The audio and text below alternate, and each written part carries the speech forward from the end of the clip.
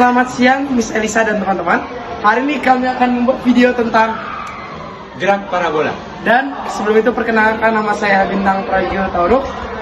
Nama saya Josafat Monesa. Nama saya Yonas Darel. Dan hari ini kami akan langsung memulai videonya. Let's go. Let's go. Let's go. Let's go.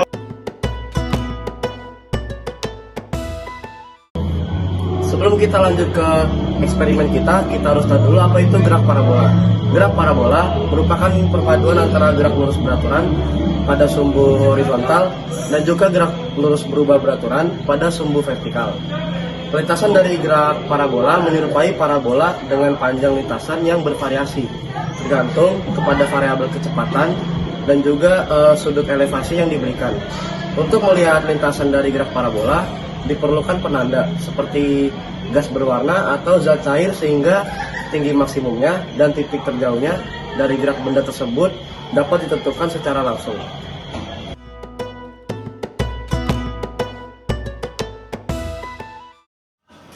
Jadi, alat dan bahan yang kita butuhkan dalam percobaan ini adalah yang pertama penggaris, palu, paku, botol air mineral 1,5 liter, dan busur.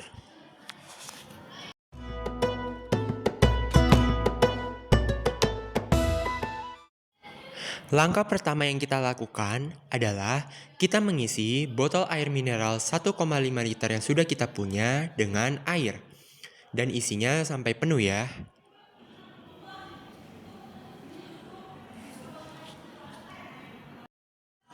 Kemudian, langkah yang kedua adalah kita melubangi tutup botol dari air mineral tadi. Di sini kita melubanginya dengan bantuan paku dan palu.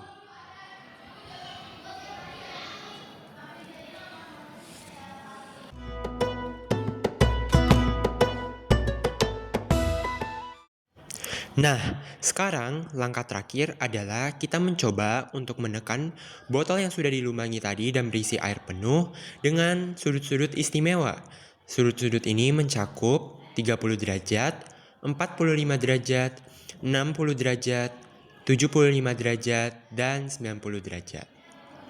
Dan bisa dilihat di sini ya, bahwa setiap sudut elevasi yang berbeda akan menghasilkan tinggi dari lintasan dan panjang lintasan yang berbeda pula.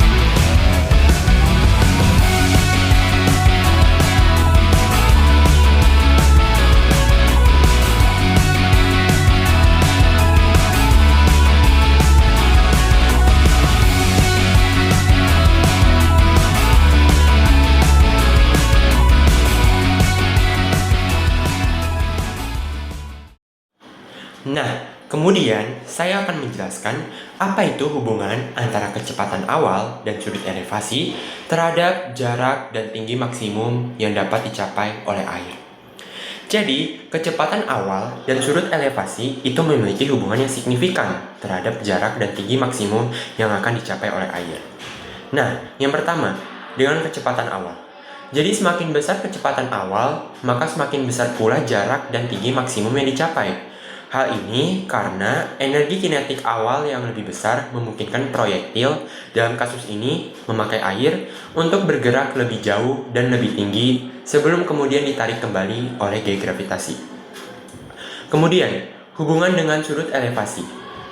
Nah, sudut elevasi itu akan mempengaruhi jarak maksimum.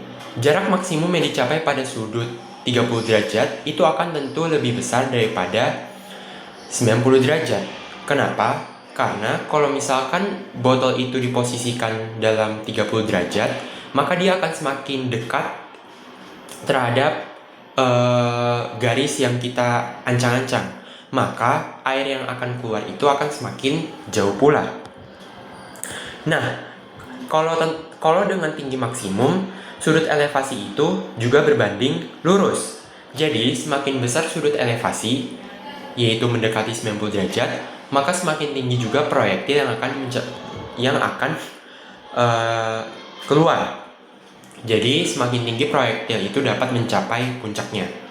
Nah, sebaliknya juga, kalau misalkan sudutnya itu semakin kecil, semakin mendekati 30 derajat, maka tinggi maksimum yang akan dicapai pun juga akan semakin rendah gitu. Jadi sekian dari kelompok kami, semoga apa yang kami sampaikan dapat menambah wawasan kalian semua. Bye bye.